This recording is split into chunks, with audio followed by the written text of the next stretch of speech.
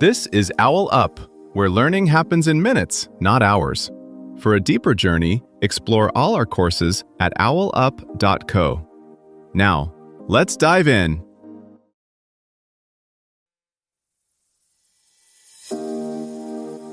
Welcome back to Chapter 2 of our series, Leadership Psychology, Behind the Decision.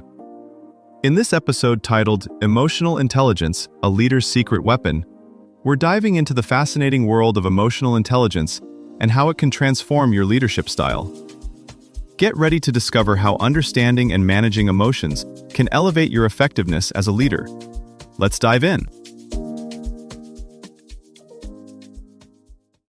A Harvard study found that in top jobs, emotional skills explain nearly all the gap between average and standout leaders.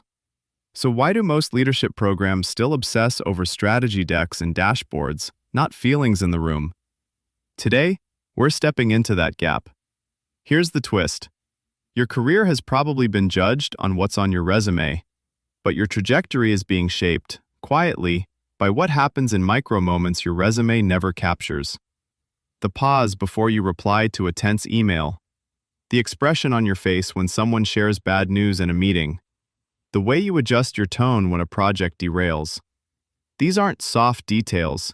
They're the small hinges that swing big doors. Promotions, trust, access to stretch assignments. Research now makes it bluntly clear. The leaders who rise fastest aren't just the ones who know the most, but the ones who notice the most, especially in themselves. They treat their inner world less like a black box and more like a control panel they can actually read and use, especially under pressure. Here's the catch. Most workplaces still reward you for visible output, deals closed, decks shipped, fires put out, while the real leverage often sits in how you handle invisible tension. The colleague who shuts down after your rushed feedback. The stakeholder who keeps forgetting to invite you to key meetings. The direct report who suddenly turns in safe, bland work. Underneath all of that is emotional data you can learn to read, like learning the settings on a new app. Once you know where to tap, you unlock features that were always there, quietly limiting or accelerating your influence. Let's make this concrete. When researchers break emotional intelligence down, they don't find a vague, be more aware cloud. They see specific capacities you can observe and train. 4 of them matter most in leadership roles.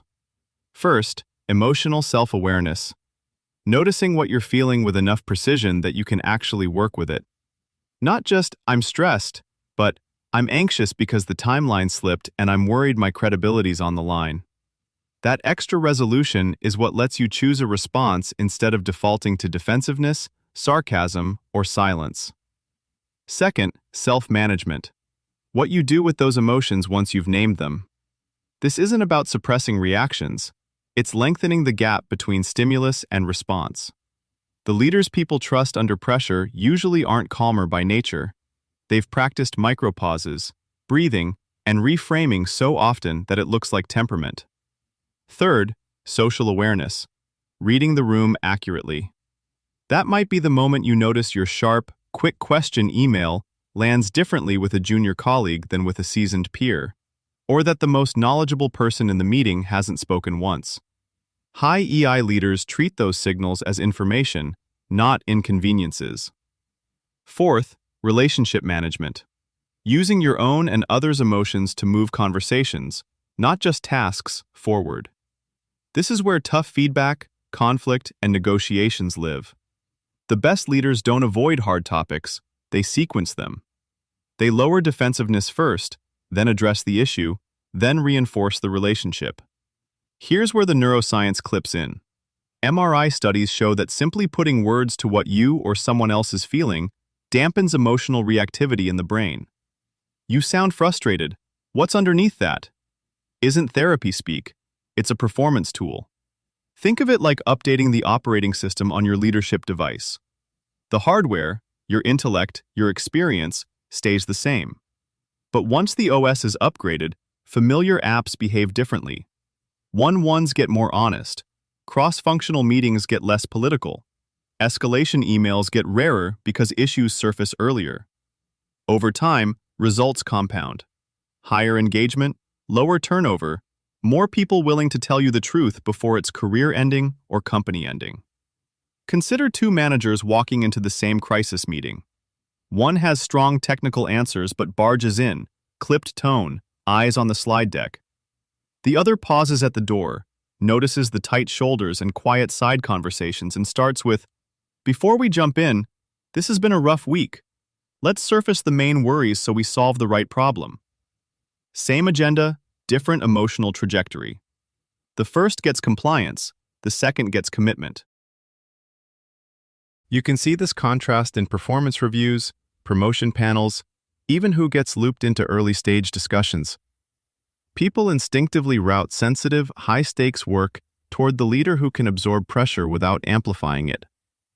In everyday practice, EI shows up in small design choices: how you open a meeting, whether you leave space after asking a hard question, how you follow up when someone seems off. None of this requires becoming warmer or more extroverted. It's about treating emotional cues as operational signals, not background noise. Over time, that shift quietly rewires how much people are willing to tell you, especially when it matters most. AI will quietly raise the bar on EI. When routine judgment and analysis get handled by systems, the scarce skill becomes sensing when a correct answer will land badly with real humans. Expect leaders to juggle 3 feeds at once: business metrics, team sentiment, and AI recommendations. More like a pilot scanning instruments while listening for engine tone. Those who can stay curious under pressure and adjust in real time will be trusted to steer the mixed human-machine crew. Treat EI like a daily practice, not a personality trait. You're not aiming to be perfectly serene. You're learning to notice faster, recover sooner, and signal safety when pressure spikes. Over time, those tiny adjustments compound like interest, shaping whether people bring you problems early or wait until they're too big for anyone to quietly fix. To go deeper, here are 3 next steps. 1. Take the free Mind Tools EI quiz and the Greater Good Science Center's Emotion Regulation quiz back to back. Then block 20 minutes to compare your scores with the 4 EI domains Daniel Goleman highlights: self-awareness, self-management, social awareness, relationship management. 2. Grab a copy of Primal Leadership by Daniel Goleman, and this week, read just Chapter 3 on resonant leadership. Then use the leader mood contagion idea to consciously choose and track the emotional tone you bring into your next 3 team meetings in a simple Google Sheet. 3. Set up a free trial of Mood Meter or Dailyo, and for the next 7 days, log your emotional state before and after key leadership moments. 1 first, feedback conversations, decision meetings. Then bring that data to a trusted colleague or mentor for a 30-minute debrief using Google's free guide, Ask for Feedback, as a structure. This was OwlUp, your daily step forward. To keep learning with structured courses and more insights, go to owlup.co. Until tomorrow.